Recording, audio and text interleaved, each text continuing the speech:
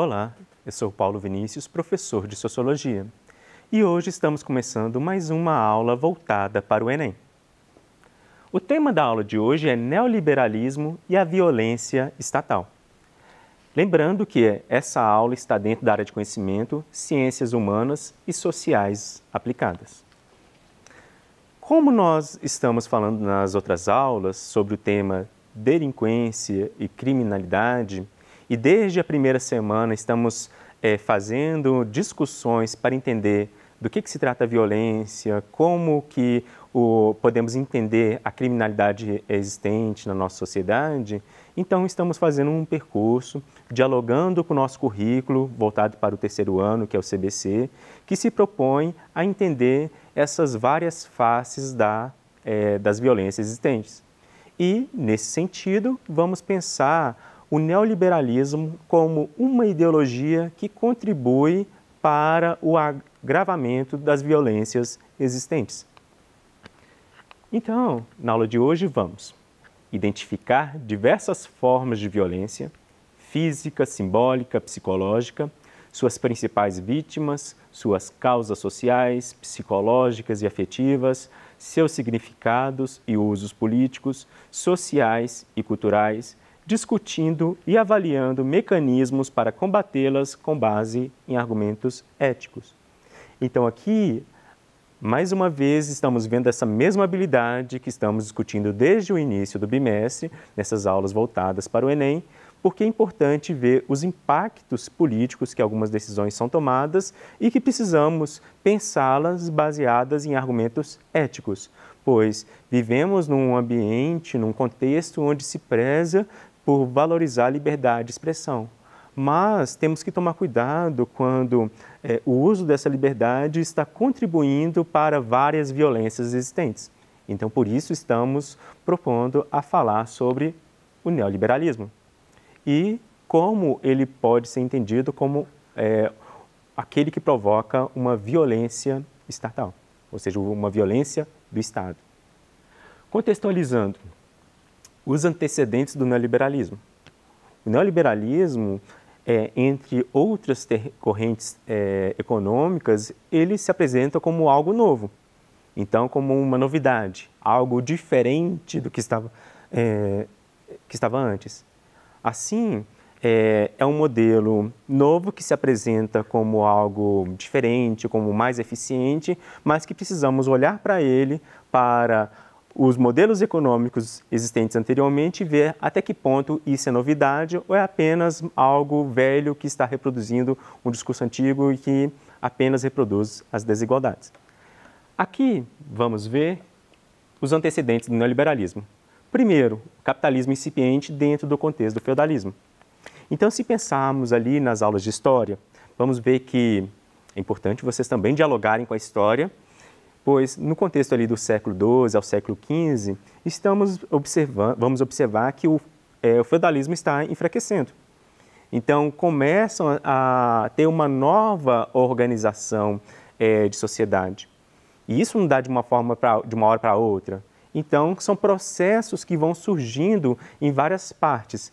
E, no caso, estamos falando da Europa, porque o feudalismo era um fenômeno que acontecia na Europa e o nosso olhar, nesse momento, acaba focando ali naquele período.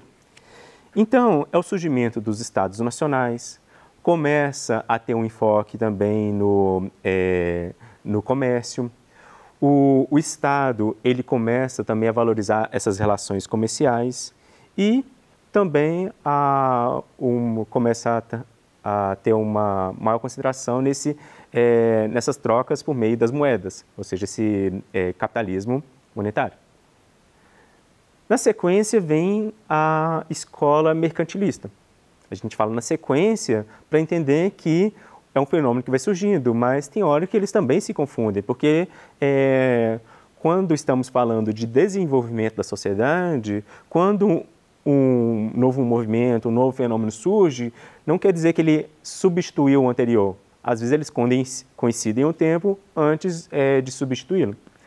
E se estamos falando da escola mercantilista, é o momento, por exemplo, da colonização, é o momento que está se preocupando com a exploração de terras, principalmente em busca de ouro e prata. O Estado, ou seja, essa instituição que ele começa a ter um monopólio sobre as matérias-primas, principalmente das colônias, então é ele que explora. Então, se estamos falando ali do período da colonização, onde vários países da Europa estão colonizando outros por meio do seu imperialismo, então a gente vê uma concentração do Estado muito forte. A primeira revolução industrial, ou seja, a gente já tem um outro passo ali, uma outra característica, é o momento ali na Inglaterra, onde surge a máquina a vapor, começa a se produzir mais, começa a produção em larga escala, então também começa a se mudar as relações de trabalho, que antes, se a gente pensar ali no feudalismo, principalmente, era algo concentrado no campo, nas relações familiares, e agora é uma relação que se dá entre o patrão e o empregado dentro das fábricas. E, nesse contexto também, havia uma relação de exploração. Tanto é que, ao momento, a gente pode falar que o capitalismo ele começa a se desenvolver muito mais forte, porque a base do capitalismo é a exploração da força de trabalho. Então, alguém, ou seja, o capitalista, ele vai lucrar às custas da força de trabalho dos seus funcionários, dos seus operários, se a gente pensar nas fábricas. E aqui, nessas fábricas, várias pessoas trabalhavam por muito tempo, ou seja, exaustivas horas. Homens, mulheres e crianças trabalhavam nas mesmas condições e a gente vê ali uma precarização do trabalho. Ou seja, as pessoas eram apenas uma força de trabalho, mão de obra barata, que deveria ser explorada. E, na sequência, a escola fisiocrata, ou seja, começa a se pensar o seguinte: o mercado agora é uma entidade, ele é alguém que sozinho ele consegue regular a economia. Então tem uma expressão em francês que se diz laissez-faire, laissez-passer, que significa deixa fazer, deixa passar. Ou seja, o próprio mercado ele dá conta sozinho de organizar a economia sem a influência do Estado. Então, agora, a riqueza das nações, se a gente pensar no conceito do Adam Smith, que vai vir depois na escola liberal, ele vai pensar que o mercado agora ele é absoluto, então não precisa mais do Estado regulando. E se a gente puxar agora o liberalismo econômico de Adam Smith, que ele baseia nessa escola fisiocrata, ele diz que por causa de um individualismo que o próprio liberalismo prega, então nós vamos ter situações que o mercado agora vai se regular. Por exemplo, se a gente pensar na lei da oferta e demanda, o livre mercado, então, segundo essa teoria, tudo vai funcionar bem. Por quê? Se todos os empresários, vamos pensar, todos os comerciantes, industriários, eles querem vender o seu produto e várias pessoas querem comprar, então eles têm que produzir o melhor produto com preço mais barato para que as pessoas comprem o produto delas. Então, o individualismo de cada um que vai fazer com que as pessoas escolham os melhores serviços. As pessoas querem ter o melhor serviço e o menor preço e o capitalista ele quer vender o seu produto. Então, ele vai criar condições para que isso aconteça. Então, o livre mercado, a livre concorrência é uma forma de fazer com que se tenha melhores produtos e também tenha preços mais baratos. Porém, a gente vê que isso não aconteceu. Tanto é que a crise de 1929, lembrando das aulas de história, mostra que a economia vai quebrar. Nesse sentido, surge uma teoria, que é o keynesianismo, que ele fala, olha, o Estado ele tem que ser um agente que regula a economia, porque sozinho o mercado não dá conta. É o Estado que garante o pleno emprego e evita que tenha abusos por parte de determinados capitalistas, por exemplo. Então, o keynesianismo ele faz se estabelecer uma nova estabilidade. E, na sequência, o neoliberalismo ele surge com aquela velha ideia do liberalismo anterior. E agora, se o Estado não deveria intervir na economia, agora o Estado não deve intervir em nada. Tudo deve ser tratado como um produto que deve ser vendido. Ou seja, a educação, a segurança, a saúde são produtos que devem ser vendidos também. Então aqui a gente vê na charge, para exemplificar, que agora tudo é um bem de consumo. Principais características do neoliberalismo. O egoísmo humano como motor da economia. Então, uma das palavras-chave do neoliberalismo é meritocracia. O individualismo das pessoas que vai fazer com que algumas avancem mais ou menos e que sejam recompensadas pelos seus méritos. Mas, se a gente problematizar o neoliberalismo, a gente vai ver que pessoas diferentes têm condições diferentes. Então, aqui na charge do cartunista Duque, ele vai mostrar que uma pessoa rica contribui para que seus filhos tenham mais facilidade no acesso a algumas coisas. E no final vão dizer que ela teve mérito. E alguém pobre que não teve sucesso vai falar que ela não teve mérito suficiente. Então, o neoliberalismo, ele sustenta a desigualdade usando justificativas como a meritocracia.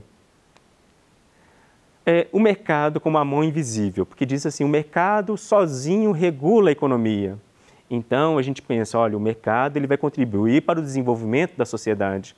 Mas, na prática, a gente vê o monopólio de pensamento, ou seja, se antes a gente falava que da livre concorrência vai fazer com que tenhamos melhores produtos com preços mais baratos, agora o monopólio vai mostrar que a livre concorrência é apenas uma ilusão, porque a gente vê várias empresas, mas que na verdade têm o mesmo grupo, o mesmo dono por trás. Então, eles conseguem ter um monopólio de mercado fazendo com que os preços sejam altos e a qualidade dos produtos baixa. Então, inverte a lógica proposta lá por Adam Smith lá com o liberalismo econômico. O Estado benfeitor como inimigo número 1. Então, o neoliberalismo é contra o Estado que investe em educação, que investe em segurança, que investe em infraestrutura, que investe em saúde. Então, eles falam, o Estado não deve intervir. Então, a gente tem que questionar, se ele não deve intervir, por quê?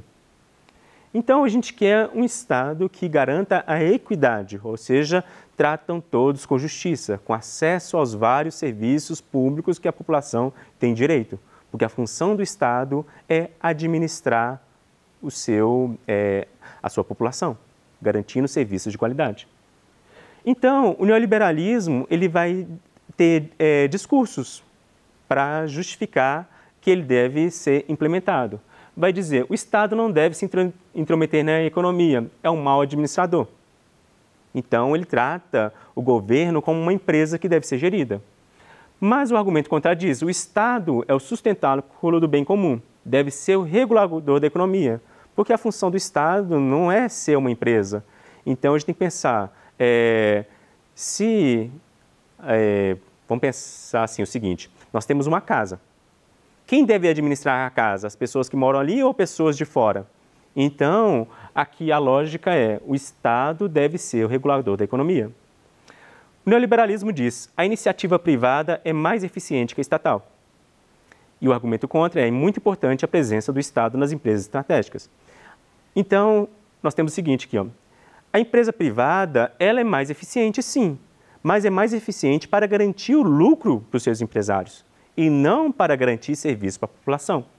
E é importante que o Estado esteja administrando as empresas estratégicas, por exemplo, que cuidem da água, da energia, do petróleo, da mineração, porque isso está relacionado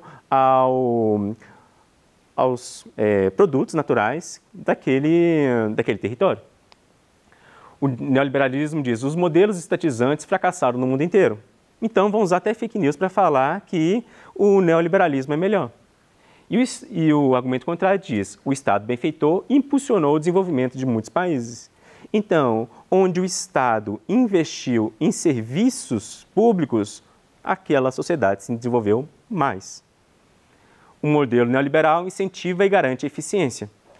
Ele pode incentivar, porque, como ele prega o individualismo, mas, na prática, isso não atinge a todas as pessoas.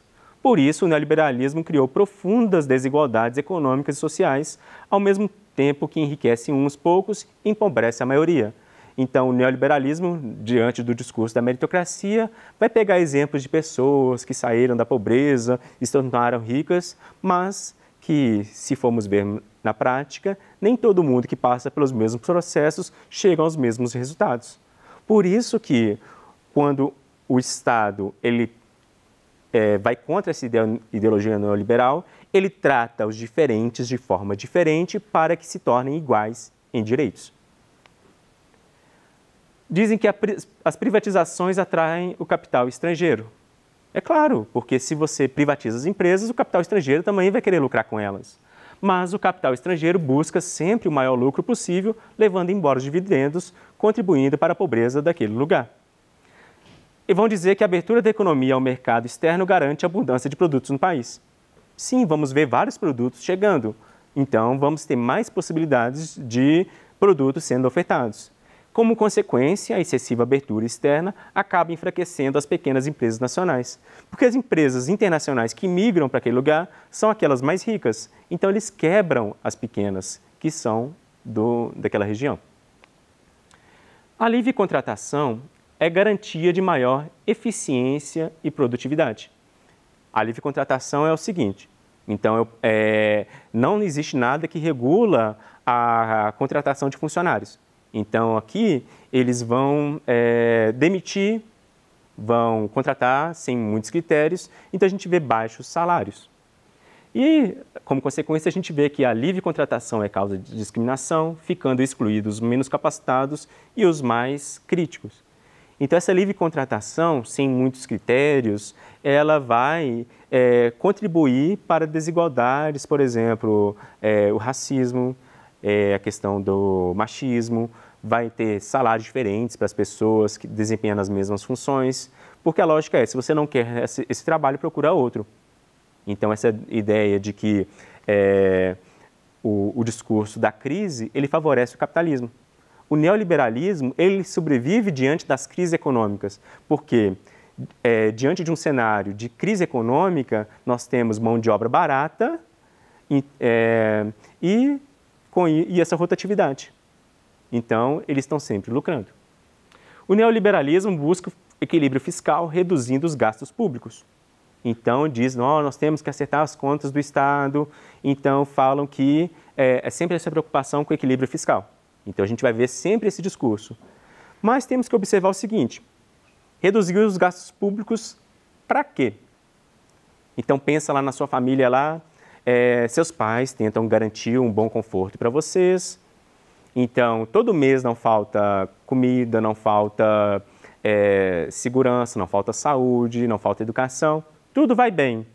Aí você pergunta aos seus pais, dá para a gente viajar? Não, porque não tem dinheiro no caixa. Mas no final está todo mundo bem. Mas imagina se a sua família pensasse o seguinte, vamos economizar, nós temos que aumentar o dinheiro da conta. E para de comprar medicamento, a saúde vai mal, para de comprar material escolar, a educação vai mal, vocês não tem mais alimentos, então tudo vai mal. Mas no final a conta está alta. Para quê? Então, reduzir os gastos públicos, temos que perguntar, qual o sentido disso se o impacto é o agravamento da desigualdade social? Então, assiste-se a uma progressiva deterioração da saúde pública, da educação, da segurança social, comprometendo até o futuro econômico do país.